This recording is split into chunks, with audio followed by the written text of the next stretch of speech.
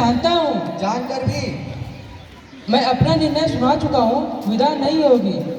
यदि मैं कमला को बिना लिए जाऊंगा तो माँ का हृदय टूट जाएगा। मैं मजबूर हूँ। अगर माँ बहन का इतना ही ख्याल था तो दहेज पूरा क्यों नहीं दिया? हमारे सामर्थ्य के अनुसार जितना हो सका हमने आपको दिया, फिर भी अगर तुम्हारी सामर्थ्य कम थी तो अपनी बराबरी का घर देते।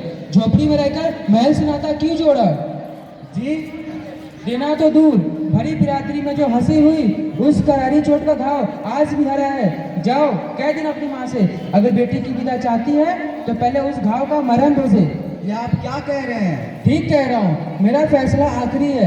विदा तभी होगी जब इस हाथ पर 5,000 रुपये नकद रख दोगे।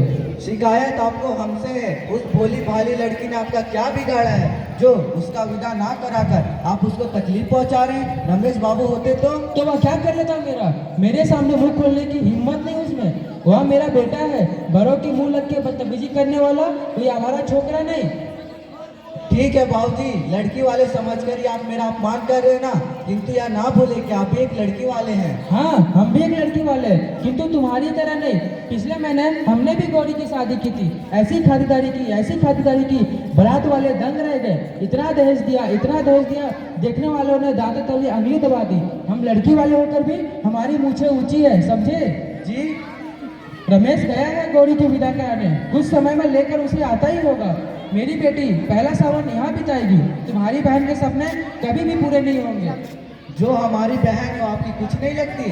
बेटी और बहू को एक तराजू पर तोड़ना चाहते हो? बेटी बेटी है और बहू बहू।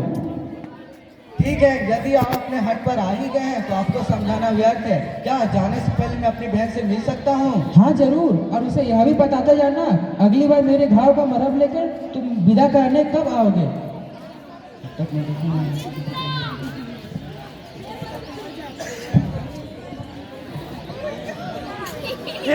बहन तुम कैसी हो?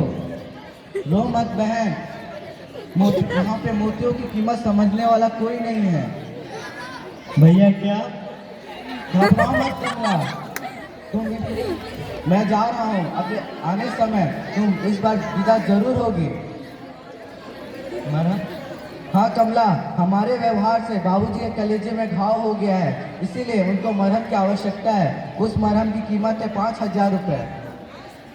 तुम घबराओ मत, घर मकान बेचकर 7-8 हजार तो आ ही जाएंगे। मेरे भी देख लो, घर ना बेचे भैया।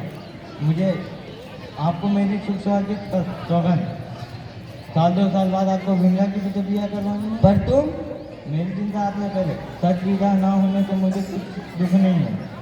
कमला, गौरी आ रही है, बहुत अच्छा स्वभाव है उसका, हर समय हंसती हंसती रहती है। उसके रहते मुझे सखी सहेलियों की जरूरत बिल्कुल नहीं है।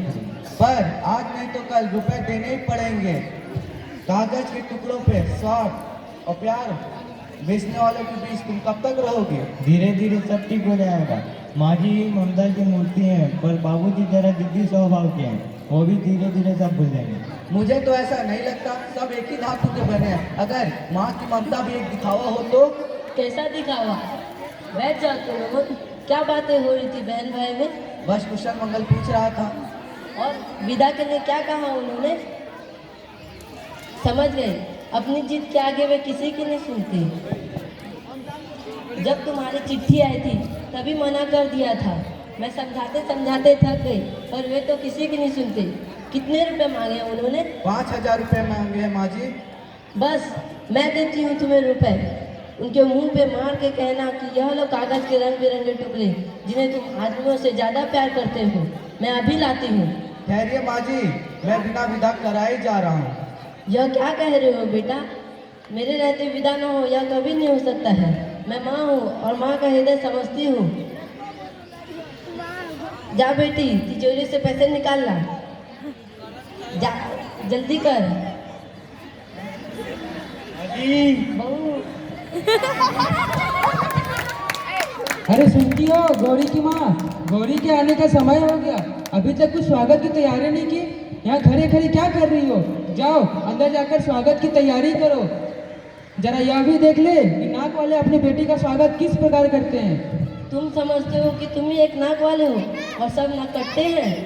तुम्हें तो मेरी बुरी लगती है। प्रमोद तुम ही बताओ, मैंने कोई बुरी बात कही है क्या? ठीक ठीक ही कहा है आपने। आज के युग में पैसे ही नाक और मूछ है। जिनके पास पैसे नहीं, उनके नाक और मूछ होते हुए भी वो नक कट्टे और मूछ कट्टे ही हैं। आ गई मेरी गौरी। गौरी कहाँ है? वह नहीं आई। नहीं आई?